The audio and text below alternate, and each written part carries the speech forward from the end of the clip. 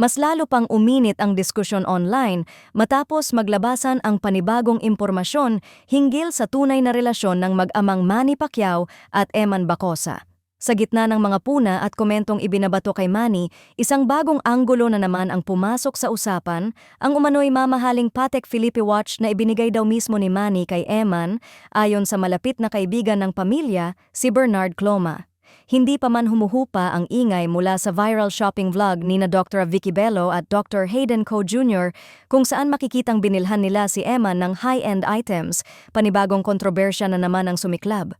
Maraming netizens ang nagkomento noon na buti pa sina Bello dahil sila raw ang unang nagbigay ng relo kay Eman na tila ba nagpapahiwatig na napapabayaan daw ng ama ang batang boksingero. Ngunit nitong Disyembre 7, naglabas si Bernard Cloma ng Instagram story na nagpapakitang matagal nang may luxury watch si Eman, isang Patek Philippe, at ayon kay Cloma mismo, iyon ay bigay ni Manny. At dito nagsimula ang panibagong issue. Bakit daw kailangan pang ipakita at ipaliwanag ngayon? At bakit tila nagkaroon ng hindi pagkakaunawaan tungkol sa mga ibinibigay ng ama sa anak? May nagsasabi ring nagmumukhang magulo ang naratibo dahil sa magkakaibang pananaw. Si Eman na nagsasabing ayaw na niyang patulan ang mga komento, ang publiko na nag-a-assume ng kung ano-ano, at si Manny na hindi agad nagsalita tungkol sa mga ibinibigay niya sa anak. Samantala, may panig naman na nagsasabing hindi na dapat ipinamamalita kung ano ang ibinibigay ng isang magulang sa anak, lalo na kung personal na usapin ito.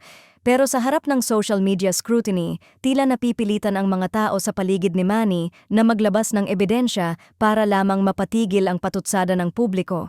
Sa ngayon, lalong dumami ang tanong kaysa sagot. Bakit ngayon lang lumabas ang kwento tungkol sa Patek Philippe? Bakit hindi diretsong inamin o itinanggi ni Eman kung ano talaga ang natatanggap niya mula sa ama?